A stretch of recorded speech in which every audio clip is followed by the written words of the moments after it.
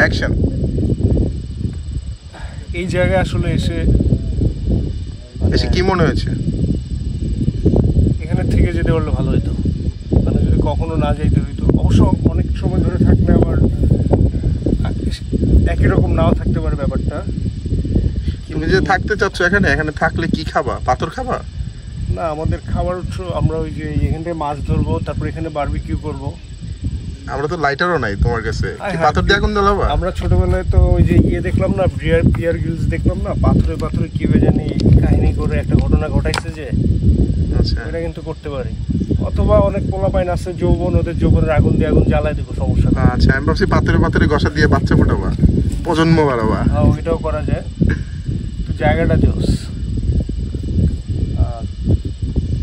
আজকে তো অনেক কষ্ট করে বাইক ম্যানেজ হবে না, হবে কি হবে না, আসতে পারবো কি পারবো না, অনিশ্চয়তা নিয়ে আসলাম। এবং আসার পর মনে হয়েছে যে না, যা হয়েছে ভালো হয়েছে। Finally we did it. করলে আসলে মানে আমরা যেই রোডটা দিয়ে আসছি, এই রোডটা দিয়ে এতটা কষ্ট এই পাশে আছে ভাইয়া, বাট ওই পাশে এই জায়গার ফিলটা পাওয়া যাবে না। আমার কাছে মনে হচ্ছে এই জায়গাটা দেখে মনে হচ্ছে আমার সবগুলো এক্স গার্লফ্রেন্ডের চেয়েও বেশি সুন্দর এই নেচারটা।